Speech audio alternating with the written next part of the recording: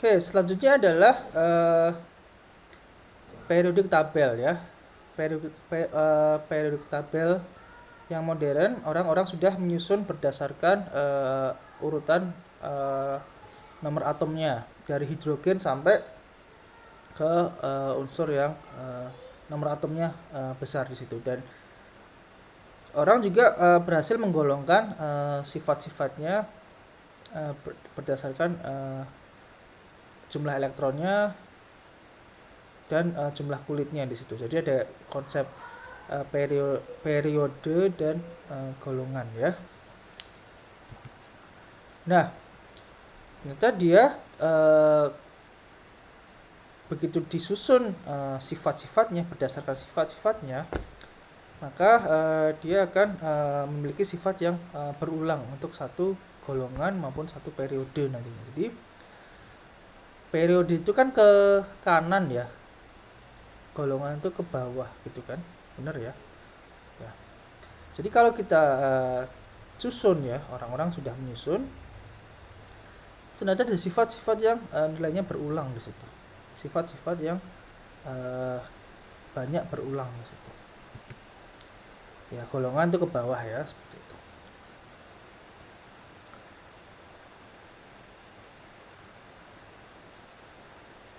Nah, ternyata yang satu A itu disebut sebagai logam alkali walaupun hidrogen itu sebenarnya tidak termasuk. Tapi hidrogen tetap dianggap sebagai pengikut atau penghuni dari golongan 1A. Gitu. Dari nomor 3 ke bawah itu sebenarnya logam semua kecuali hidrogen. Sementara yang golongan kedua namanya adalah golongan alkali tanah atau logam alkali tanah. Itu semuanya logam di situ. Nah, yang halogen itu ada yang bersifat logam, semakin besar nomor atomnya, itu justru dia akan tidak bersifat sebagai non logam lagi, tapi lebih ke metaloid atau lebih ke mirip metal, mirip logam. Yang terakhir itu adalah gas mulia yang umum biasanya itu adalah gas semua, jadi dia sifatnya semuanya gas. Yang golongan ke-5A itu biasanya disebut sebagai golongan chalcogenide ya. Ini mungkin belum pernah dengar, ada nggak ya ini ya? Oh, nggak ada. Yang golongan 5A nitrogen ke bawah itu namanya adalah chalcogenide biasanya disebut sebagai sorry yang 6A itu adalah golongan chalcogenide. Oksigen Se itu namanya adalah chalcogenide. Mungkin belum pernah dibahas ya di SMA ya. Chalcogenide, CHALCOGENIDE, chalcogenide. Bener ya, chalcogenide. Nah, golongan ke-5A itu nitrogen ke bawah itu biasa disebut sebagai golongan pnictogen.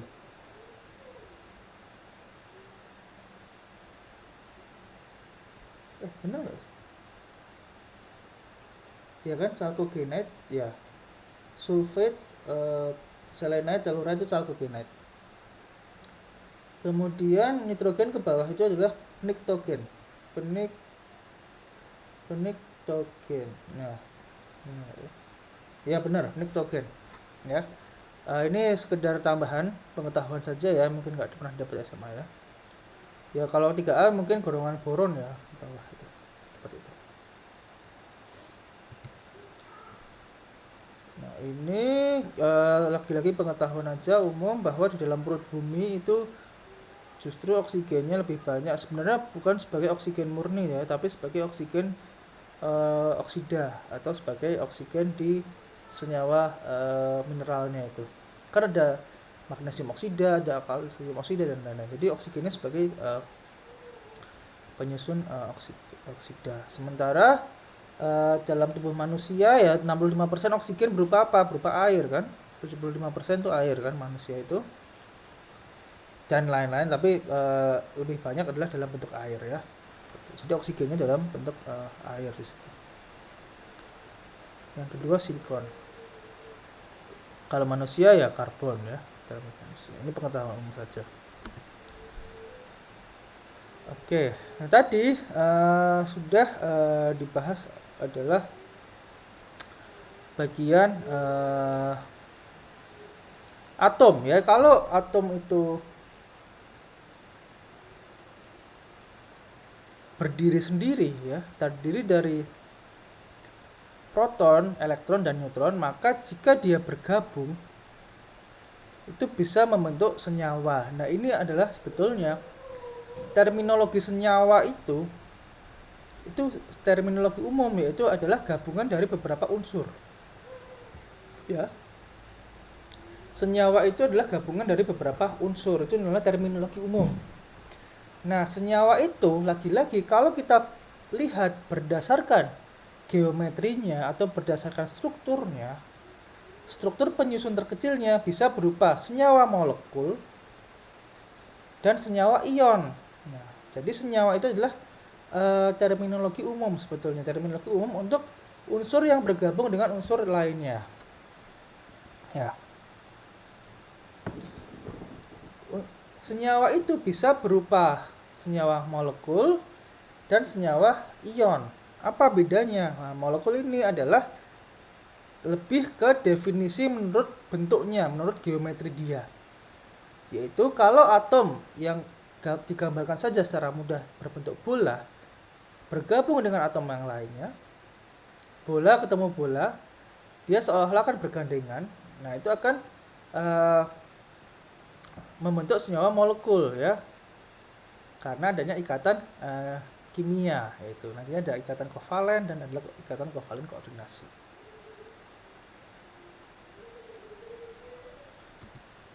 Ini contohnya, jadi molekul itu kalau kita gambarkan secara geometri 3 dimensi itu bentuknya finite atau bentuknya adalah terbatas, tertentu. Ini adalah molekul ya. Senyawa molekul lebih spesifiknya lagi. Hidrogen, air, amonia, metana itu semuanya senyawa molekul ya. Bentuk senyawa molekul ya, karena bentuknya adalah secara geometrik adalah terbatas, finite atau terbatas bentuknya di sini. Nah, kalau di atomik, molekul di atomik ya jelas dari namanya, D itu adalah 2. Terdiri dari 2 atom. Triatomik ada jadi 3 atom. Contoh dia 2 atom contohnya ini ya. Kemudian poliatomik ya, triatomik ke atas, triatomik itu 3 atom boleh disebut juga seperti itu kalau ada 3 atom, misalkan H2O. Atau molekul poliatomik ya, definisi banyak itu lebih dari 2 ya, kalau di kimia itu juga sepertinya. Lebih dari 2 itu dianggap banyak gitu ya. Poli itu kan banyak ya. Molekul poliatomik terdiri dari banyak atom. Atau secara bahasa lainnya adalah terdiri dari 2 atau lebih dari atom. Lebih dari 2 atom. Bukan 2 atau lebih, tapi terdiri dari lebih dari 2 atom. Ya, 3, 4, 5 dan seterusnya itu adalah senyawa poliatomik. Senyawa molekul poliatomik. Semuanya itu klasifikasinya adalah senyawa. Karena apa ya? Per definisi dia adalah gabungan dari beberapa unsur penyusunnya. Unsur murni di situ.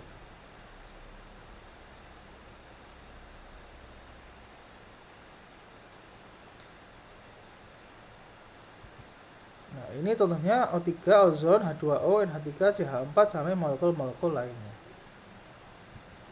Nah, kemudian kalau ion itu jika muatan bersih dari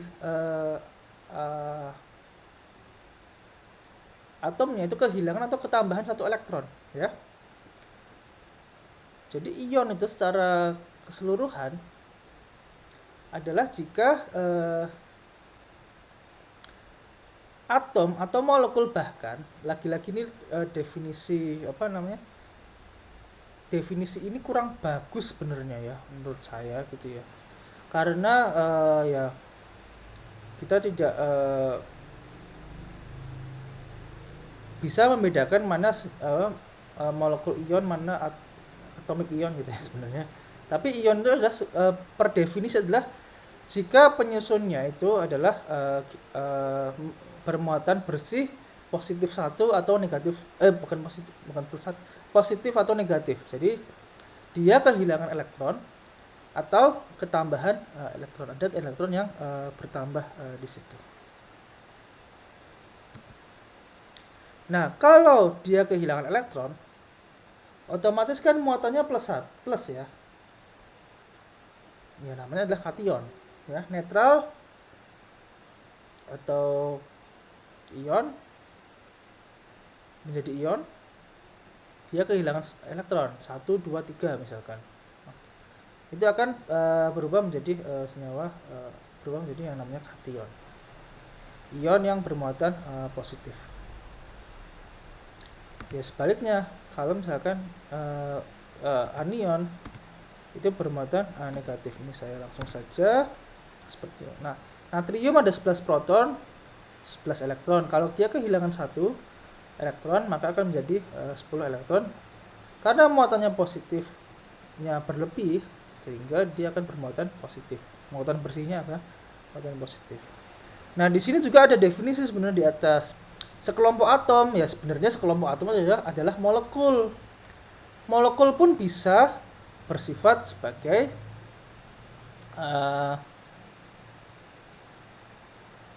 bisa kehilangan juga, bisa kehilangan elektron atau bisa menambah ketambahan elektron. Yang sedang hits saat ini yaitu adalah ionic liquid atau cairan ionik, ya. Itu adalah pelarut yang tidak beracun, ya, seperti itu. Itu kationnya itu bukan atom yang kehilangan elektron, tapi adalah molekul yang ketambahan proton justru. Ditambah proton, itu namanya ionic liquid itu contohnya. Jadi sebenarnya kation itu bisa akibat kehilangan elektron atau bisa akibat dari ketambahan dari proton, sebenarnya sama saja. Nah, tapi untuk saat ini saya rasa saudara belajar dulu kation itu atau anion itu jika dia kehilangan elektron. Ya, saya takutnya ke arah mana-mana gitu. Oh ya, ini ternyata ada juga ya. Ion monoatomik terdiri dari satu atom, ya, Na+, Cl-, Cl+ tadi. Yang kedua. Nah, yang kedua itu namanya adalah ion poliatomik yang saya katakan tadi. Itu sebenarnya disebut sebagai, nama lainnya adalah molekular ion, ya, molekular ionik, molekular ion, bukan ion poliatomik. Saya kurang serap dengan definisi ini, ya. Ini namanya adalah ion poliatomik kalau berdasarkan slide ini. Kalau saya mungkin molekular ionik, jadi ion molekul. Poliatom itu molekul sebenarnya, ya kan? Iya benar. Contohnya ini, ion molekul. OH- itu ya adalah ion molekul. Anion molekul. Cn- adalah ion molekul. Ya, molekul tapi dia kedapatan satu elektron. Nah, ini tadi yang saya katakan. Kalau untuk molekul dia nambah positif 1 supaya dia dapat kation, maka dia akan menerima proton tadi. Mekanisme adalah menerima proton supaya jadi NH4. Yang lainnya sama, yaitu adalah menerima elektron biasanya untuk anion itu. Tapi untuk kation mekanismenya bisa menerima proton untuk molekul, terutama ion molekul. Ini saya kurang serak dengan definisi ini. Maka kita bisa dapatkan adalah ion molekul di sini. Sebenarnya definisi kedua ini saya lebih serak untuk mengatakan adalah ion molekul di sini. Nah, ini contohnya. Nanti tadi sudah disinggung sedikit tentang geometri molekul. Jadi molekul itu memiliki struktur molekul, ya, dari linier sampai ke yang rumit ini adalah tetrahedral, ya, seperti itu. Kalau kita gambarkan dengan model ya. Nanti juga mungkin saya bisa itu model untuk model. Itu ada yang namanya model ball and stick. Jadi stick itu adalah ikatan kimianya. Ball itu adalah bolanya, si atomnya diikat oleh ikatan kimia. Kalau space filling ya bolanya lebih besar aja gitu. Dan ikatan kimianya ditutupi oleh bola gitu ya. Di overlap oleh bola-bola yang saling tumpang tindih di situ. Jadi ini hanya beda model saja. Tapi kalau saya lebih jelas itu lebih suka itu adalah ball and stick model.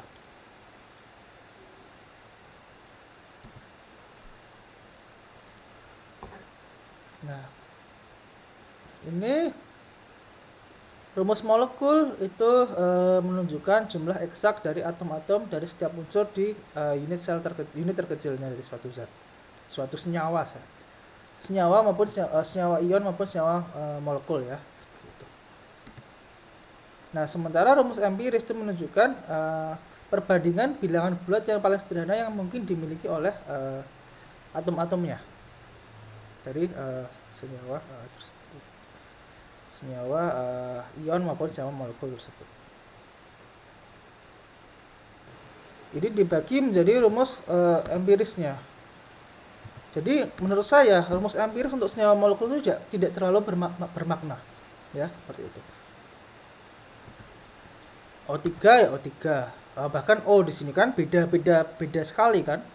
Jadi supaya tidak bingung itu maka rumus empiris untuk molekul itu hanya dijadikan patokan saja bahwa ya ini adalah rumus empirisnya, tapi tidak ada maknanya secara struktural sama sekali, tidak ada maknanya. Nah, N2H4 ini hidrazin, itu kalau rumus empirisnya adalah NH2, maka ini tidak akan memiliki struktur yang berbeda sama sekali dengan rumus molekulnya. Tapi, rumus empiris itu justru akan memiliki makna untuk senyawa ionik dalam bentuk kristal. Sekali lagi saya katakan di sini bahwa kita bisa mengklasifikasikan senyawa itu berdasarkan rumus, berdasarkan bentuknya, yaitu adalah molekul dan ion. Dan ion arahnya adalah ke struktur kristal. Yang tadi itu sudah disinggung sedikit itu, bahwa justru kalau untuk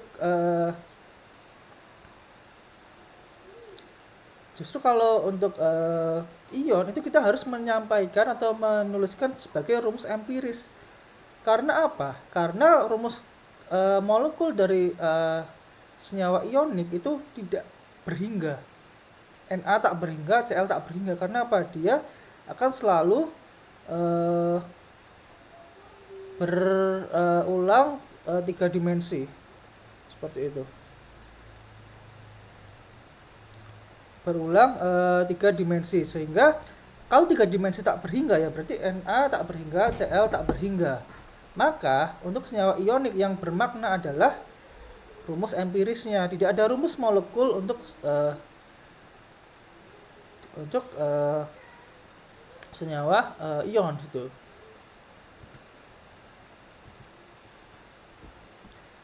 Selalu perbandingan kation itu selalu berapa banding berapa. Ini contohnya untuk NaCl saja, sehingga supaya dia bermuatan netral. Nah, bentuk umumnya untuk senyawa ion tadi dan senyawa molekul itu kita sebut sebagai chemical formula, rumus kimia gitu. Chemical formula itu adalah rumus senyawa, rumus empiris dan rumus molekul sebenarnya. Itu adalah generic termnya atau istilah umumnya adalah chemical formula, rumus kimia. Jadi sampai saat ini saja saya akan hilangkan terminologi rumus molekul dan rumus empiris karena keduanya itu akan di bawah payung yang namanya rumus kimia, chemical formula, di mana rumus molekul itu ya hanya untuk molekul, rumus empiris ya hanya untuk kristal, sehingga karena supaya tidak bingung kita pakai mana dengan yang mana, maka kita pakai payung umum, yaitu adalah chemical formula atau rumus kimia di situ. Dan ini secara cepat saudara akan harus menerjemahkan bahwa rumus kimia untuk senyawa ion adalah rumus empirisnya. Rumus kimia untuk senyawa molekul adalah rumus molekulnya, seperti itu saja, kira-kira demikian. Jadi sepertinya untuk menyeragamkan istilah saja bahwa kita pakai rumus kimia gitu ya, rumus kimia seperti itu. Jadi inilah rumus kimia untuk senyawa ionik adalah Al2O3, berarti Al-nya 3+, oksigennya 2-, CaBr2 ini kan senyawa ionik ya. Ini rumus kimianya untuk senyawa ini, seperti itu. Ca2+, Br-nya minus ya. Kemudian Na2, NaCO. CO3, CO3-nya yang bermuatan 2- di situ. Natrium karbonat ya.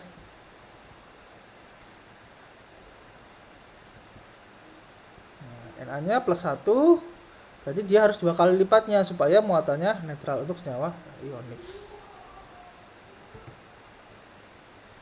Ini untuk ionik biasanya akhirannya adalah ida atau ida ya, id, atau bahasa Indonesianya ida, ide atau ida. Nitrit, fosfit, karbit, silicide. Kalau kation itu biasanya ium ya. Nah, kalau kation itu biasanya namanya ium. Biasanya ya. Ya, jadi kalau kita sudah tahu senyawanya, itu kita bisa menamai dengan senyawa ioniknya. Rumusnya sederhana untuk penamaan senyawa ionik ini, yaitu logam dengan non-logam. Logamnya itu atau anionnya, biasanya kan anion itu non-logam ya, itu dengan tambahan ida atau id, tadi ida ya, ida. Kemudian kalau logamnya biasanya pakai nama ium ya, nama unsurnya kemudian ium. Berarti barium klorida, BaCl2. Barium klorida. Kemudian ini kalium oksida atau potasium oksida. Kemudian ini magnesium hidroksida, OH- itu namanya ion hidroksida. Nah, ini kalau kita lihat semacam seperti ini, berarti anionnya adalah kelompok atau molekul ion tadi, yaitu NO3, bukan NO3 itu sebagai anion secara kesatuan ya. Jadi namanya adalah kalium nitrat ya. Kecuali senyawa-senyawa tertentu ya memang namanya tidak pakai ida ya, tapi memang sudah ada konvensi namanya di situ.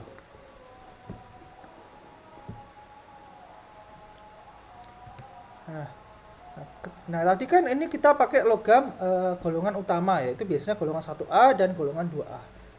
Nah, kalau golongan transisi itu dia bisa memiliki beberapa muatan di situ. Misalkan tadi kan saudara lihat dari besi Fe itu bisa Fe3+, bisa Fe2+ di situ. Makanya supaya kita membedakan atau kita menulis namanya, itu kita perlu menggunakan notasi angka Romawi di situ. Misalkan seperti ini. Ini FeCl2. Nah, sebetulnya kita bisa menuliskan sebagai ferum klorida atau besi klorida. Tapi ternyata kita harus tahu bahwa besi itu bisa memiliki 2 bilangan oksidasi. Dia bisa memiliki 2 bilangan oksidasi, yaitu besi 3 maupun besi 2. Nah, kalau di sini itu kita harus tentukan dulu mana kationnya, mana anionnya. Kalau kita lihat di sini bahwa anionnya itu kan Cl ya. Cl itu kan muatannya -1.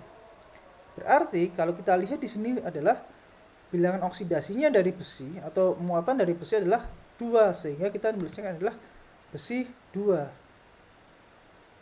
Sehingga kalau kita tulis adalah besi 2 klorida di sini. Situ. Kemudian kalau kita lihat di sini ternyata kan bisa lihat ya, besi itu bisa besi 2, bisa besi 3. Lakukan hal yang sama, anionnya kan sama di sini. Maka kita bisa melihat bahwa ini adalah besi 3 karena muatannya adalah +3 dan seperti ini. Nah, kalau seperti ini gimana? Sama saja, krom di sini muatannya berapa? Sulfur itu muatannya -2 untuk kasus ini ya. Sulfur muatannya -2. Jadi kalau dilihat berarti 2 kali 3 6 bagi 2 berarti krom ini adalah +3 di sini. Sehingga kita bisa nulis adalah kromium 3 sulfida seperti ini. Ya.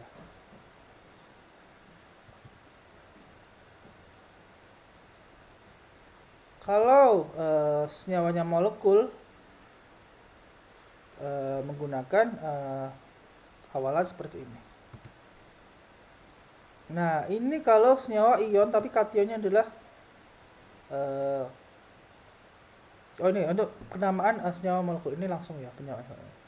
Istilah umum ya ini ada nama dagangnya ya, H2O itu air, NH3 itu amonia, metana, C6 itu fluoren ya misalkan. Nah, konvensinya adalah unsur yang tabel periodik di sebelah kiri itu ditempatkan di depan. Konvensinya seperti ini. Kita lihat dulu apakah selalu seperti ini ya. Tidak sepertinya. NH3 itu kan sebelah kanannya hidrogen ya sebenarnya. Ya itu yang selain yang di atas ini, selain H2O, NH3, CH4, C60 misalkan. Unsur terdekat dengan golongan terbawah ditempatkan di depan. Ini saya rasa lagi-lagi semacam tidak perlu saya berikan, tapi ini seperti dimengerti saja. Ya, unsur terakhir adalah IDA. Contoh senyawa molekul Hi. Hi hidrogen iodida. Ya. Yang sebelah kiri tabel periodik itu lebih kiri, hidrogen iodida. Senyawa molekul. NF3 ya, N masih lebih kiri dibandingkan F ya. Nitrogen fluorida berarti. Nitrogen trifluorida. Ini untuk kasus penyamaan senyawa molekul ya. Nitrogen trifluorida. SO2 sulfur dioksida. Kemudian N2Cl4 apa? Dinitrogen tetraklorida. Betul. Ya, dinitrogen tetraklorida seperti ini. NO2 nitrogen dioksida, jelas.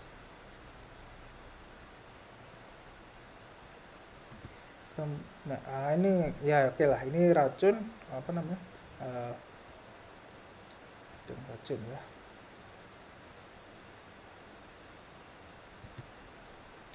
Kemudian ini NO2.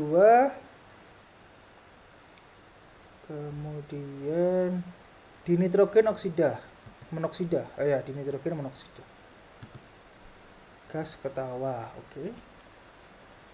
Oke, jadi ini aja yang terakhir adalah bahwa senyawa itu bisa berupa molekul dan ionik. Molekul itu kalau kita klasifikasikan berdasarkan bentuk geometrinya. Molekul itu biasanya senyawa yang